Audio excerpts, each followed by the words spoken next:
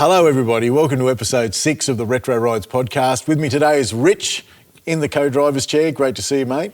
Good morning, Cam. Pumped to be here again and share some interesting news from the world of classics and collectibles. Perfect, mate. And we've got some performance news today too, I'm sure. Mate, Sam's coming in later to have a chat about all things cars, but particularly the All Aussie Car Show that's coming up in a few weeks' time. Sounds like a fantastic event out there at Gough Whitlam Park, I should say, on Sunday the 23rd of March in Sydney. Sam's a great guy, car collector, famous for his machines and macchiato events and giving back a lot to local hospitals and also just generally the scene. So keen to have a chat with him. Yeah, no, perfect. We're really excited about that. Mate, some interesting stuff going on out there. One of the Modena GTs, which was a replica car built by Modena Design and Development for the Ferris Bueller's Day Off movie, is coming up for auction, I believe, in the US. Yes, on Cars and Bids. Yes, people may not know that obviously the Ferrari that crashed through the window wasn't a real Ferrari, but it was a recreation by Modena. Yeah. And one of these cars is powered up for by sale. a Ford 5-litre V8. These cars were actually designed by a guy called Bob Webb for Modena, and I think, you know, at the time, back in 1986, Modena actually launched their business almost off the back of creating these replicas for the film. Yes, shows the power of a show car and a movie car. Anything that's in a movie will obviously resonate, and like the 308 from Magnum, and the machine from the Rockford Files. The Rockford Files. Yes, the Pontiac Firebird Esprit. Yes, which I understand you own. Yes, I do have one of those. Yeah. So, well, we should talk another episode. I love a good about, movie car. Movie cars, because there's lots of favourites. Yep, love a good movie car. We'll keep an eye on that one. All right, well, from the Retro Rides news desk, let's go to the news. So, Rich, another one. We talk about this every week, it seems, but another manufacturer has rolled back their EV forecast. This time, it's our friends at Mercedes-Benz. Oh, it warms the cockles of the heart, Cameron. Well, it certainly Mercedes does has said, you know what? Our customers love our dirty big V8s, our twin turbocharged, noisy, powerful, good-sounding V8s, and we're going to keep putting them into cars. Yeah. And so I think the hot news there is the new hybrid car, and I use the term hybrid as in model hybrid, between the E-Class and the C-Class coupes. They've joined those into one model line for the new series. One that's sold like 10. I think the CLE 53 has just launched in Australia, which is an awesome looking car, but the CLE 63 will be back to a V8, which is pretty good news. Thank you, Mercedes. For the Mercedes-Benz enthusiasts out there who love an AMG. That is good news. Mate, moving on and looking ahead to the Goodwood revival this year in the UK at the magnificent Goodwood estate. World's greatest racing festival, everyone in period dress, cars in period, racing in period, the circuit's all dressed in period. You've been probably the greatest racing spectacle this year. So Alfa Romeo being celebrated this year. This will be in September. I think it marks Alfa Romeo's 100th anniversary, claiming victory in the inaugural Manufacturers' World Championship, which is it's a little bit of a incredible. stretch, and it's also 50 years since they won the World Sports Car Championship in 1975. So a couple of little celebrations for Alfa. What a cool brand! Again, they're rolling back any EVs, so we love them too, and that'll be worth seeing. And just talking about movie cars again, American actor John Cena. I'm not really familiar with his work, but I do see his face looks familiar. I think he's a wrestler. He's a wrestler. Wrestler come movie he was. star. Is that right, John Cena? I think so, yeah. Yep. I think so. Had a replica of a 1930 Mercedes-Benz SSK racer named Count Trossi. But the car, I believe he put about $500,000 US into this car. But it's been passed in at auction at not even hitting, I think, $265K. Yeah, US, went up and bring a trailer, and didn't receive the money, and the people selling it on John's behalf actually had to issue a retraction because there's a lot of upset people thinking that they should have let it go at that money, and they sort of came out in the press and said, oh, we actually spent $500,000 plus, so understandably didn't reach its reserve. Always a problem building one-off recreations of very rare vehicles. Yeah. The market's very small. How do you value them? a good example of, you know, a rich bloke that's built something interesting and not going to get his money back. So over on the website this week, mate, we've had some really interesting articles, and Cliffy Chambers has written a story on a really unknown piece of Australian automotive history. Yeah, so I found this quite fascinating myself because I, you know, like to think I know a little bit about history of the automobile and motorsport history, but the Australian Six Company, it was called Australian Motors, and they made a car called the Australian Six between 1919 and 1924 here in Ashfield, in New South Wales, in Sydney. Really interesting story. Go to the site to check out what happened and what became of it. But yeah, a fascinating little look at one of Australian pioneering motoring brands.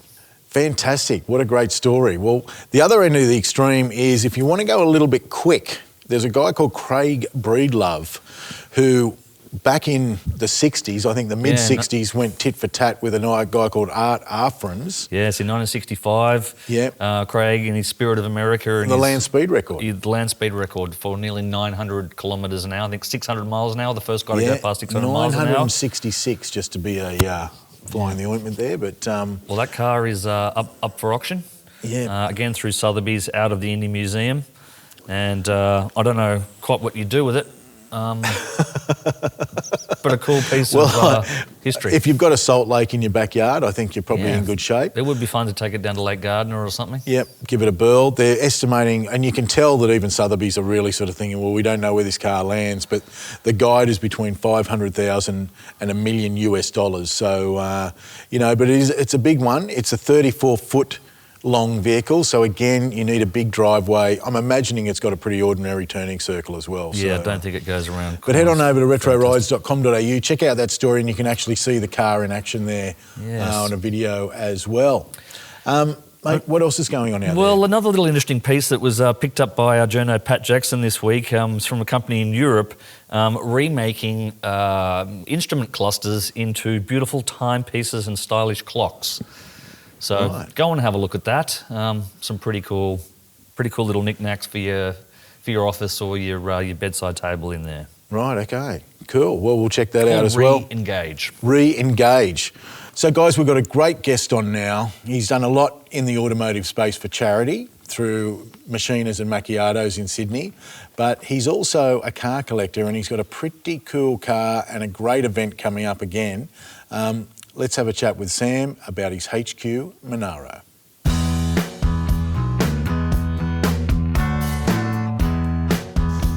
See this? This says GTS. Sam, welcome to Walk and Talk with Retro Rides. So excited to have Sam here today. This is your car, HQ two-door coupe. Tell us about the car. Well, it's an original Melbourne car.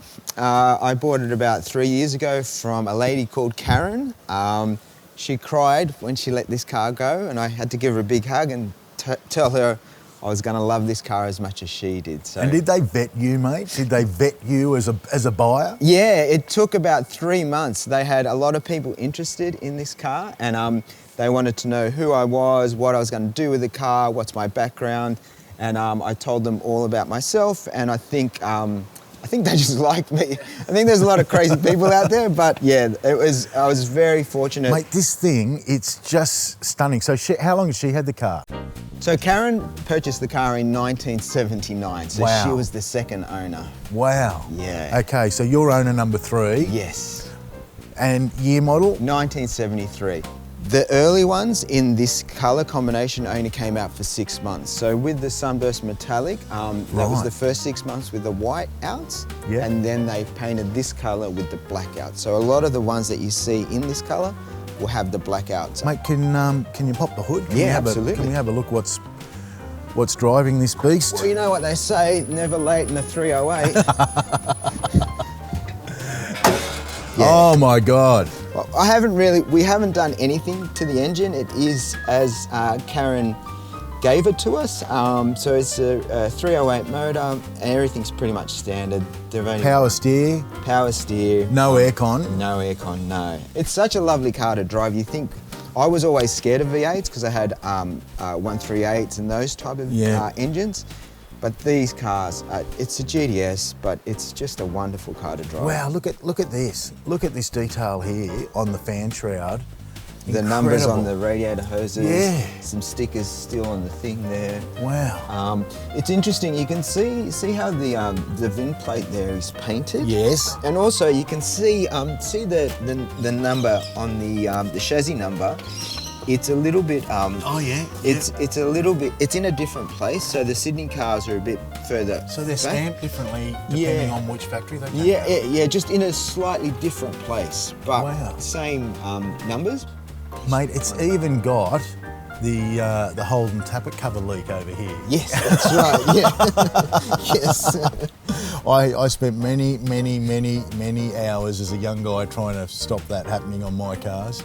Did you packed a little? I got the little esky Willow for the Esky. day? Yep, there it is. Beautiful. That comes with me wherever Beautiful. I go. Well, you couldn't go anywhere in this car without that. And I'll tell you what else, you'd want a nice instant cup of coffee. That's too. right. That's my grandmother's right from the 70s. Is it? So I'll take Maxwell that. House, eat your heart out. Fantastic. It's barely. I don't think she had any kids, so the back seat of this car is literally as it left the factory, I think. Wow. It's in really good nick. Look at that. That is just something incredible. Yeah, mate, all original, isn't it? Original carpet, original everything. That's just fantastic. What a find, Sam. We know who else loves being around the cars, me. Can we get you in there and kick it over for Yeah, us? And let's have a absolutely. listen to this beast. No problems.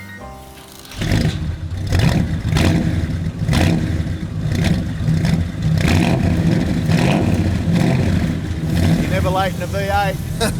Fantastic.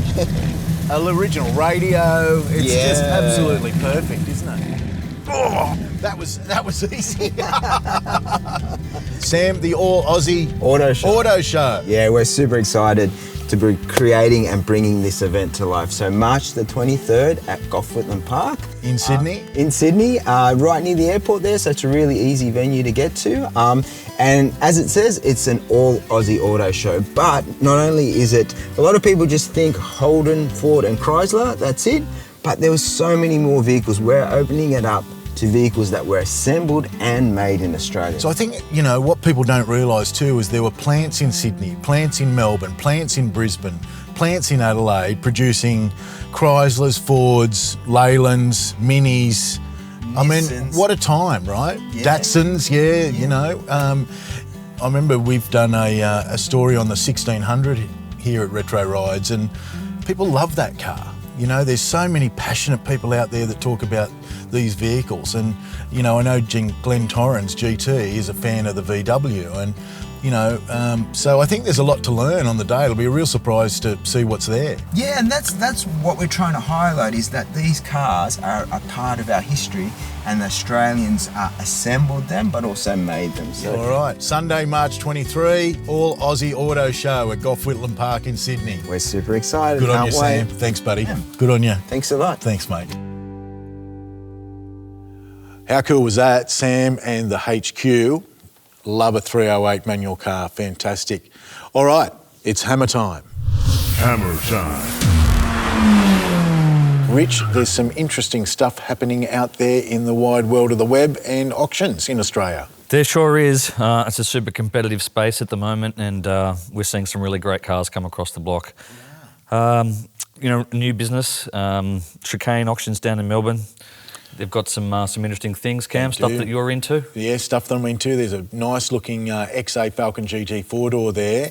And also in the Ford stable is a blue John Goss Special. It's a T-Bar auto car, 302. Appears to be quite an original Goss, or original spec car anyway. And certainly I do know a thing or two about these. I do own a Goss, but they're a nice car. What would so- you expect it to fetch if you had to hazard a guess? I'm hoping it'd be up to 140, 150, but who knows in this market? You just don't know. Don't know. So Okay. we'll see how that goes, but really keen to see what happens there. Burns & Co as well. Yeah, Burns & Co have kicked off. They've got an L34 SLR 5000, which remain popular, and a couple of JDMs. They do. A nice 92 Nissan Skyline R32. Head over to Burns & Co and have a look at that, folks, if you get a minute. They've also got a really early 69 Yes. early Mazda rotary, R100. Yeah, and with only 14,000 miles on this car, I believe. Yeah, that's worth a look. It's going to be really interesting to see where that lands, you know. The early rotary cars are absolutely collectible. So we're seeing them and move. someone's obviously had this put away for years and years and years. Someone, you know, who was a bit of a Nostradamus on possibly both the owner and the car were put away. You know, that was a lot of speculation back in the time. He must have really been Nostradamus. He must have been really a Nostradamus. Worth $1. Yeah, he was sitting there looking at his Nana's rotary coupe saying, you know what, Nan, I think this is going to be worth some money. Yeah. Let's stick it away. And results, Rich, what's going on out there? We've seen a HSV Club Sport sell through collecting cars. Yeah, well, you know, obviously like the collecting cars guys because they publish their results, so it's easy to see what is happening. The mixed, a 2000 Holden HSV Club Sport R8. Obviously, we like these sort of 2000 model Commodores here. Surprised that went for 44,000. I thought that was probably a little bit under, but hey, this is the market. Yeah, no, I sort of agree with you there. I mean, you know, I think it'd be over 50. Yeah, certainly. I mean, look, we've done a story on the VTs of that era on the site with Glenn Torrens. This is certainly a step up from an SS. Yeah, it's HSV. It's a manual car, 45,000 Ks, and by all accounts, a very, very nice looking car. 45 grand, or 44 grand, sorry, you can't go wrong, really. What else is going on? 65 Mustang Fastback K-code car. Ooh, in red, a left-hand drive, 82,600 at the Hammer. Wow. Just, you know, these things just remain collectible, don't they? People love them, the Mustang. It is interesting. They just love them. That Mustang market did sort of flatten out for a while there, sort of 4 or 5 years ago, but that's a really nice looking car too. Yeah, it's having a little bit of renaissance. Again, if you want to cruise around, have some fun, go to Cars and Coffee, have a bit of a tinker, it's hard to go past a Mustang. Yeah, no, that looks like a pretty nice car, so well done to whoever secured that for $80,000. Number plates. A big number plate sale during the week on collecting the single letter U. New South Wales U, sold for 510,000 at the Hammer. Guess that's cool if you've just got a single name.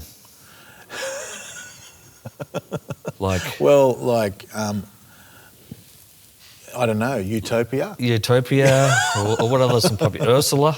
Ursula's probably a better example. And the other one that's coming up on collecting, it's not sold yet, is the motorcycle number plate number 1. Yeah, that's a big one. Last I looked at it was around 550k. Be interesting to see what the first ever digit for a motorcycle plate in New South Wales brings. And look, here's an interesting one, a Subaru Impreza, which, you know, COVID were going gangbusters, particularly an STI 22B. I think you sold one when you were collecting cars, didn't you? Yeah, we sold one for around 400, and I think that was the top of the market.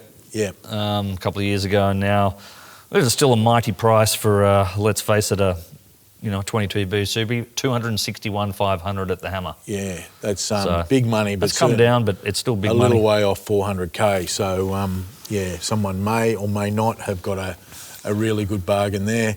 Then we've got this F2 F1 recreation, a Porsche. Yes. Bit of racing history, I believe, there. Yeah, it is and it isn't. Obviously, right. Porsche only made one Grand Prix car. Right. And this is a recreation of it. So obviously, yeah, the original one you're not gonna get hold of. No. But beautifully built, a beaut little car, $100,000, $105,000 it went for.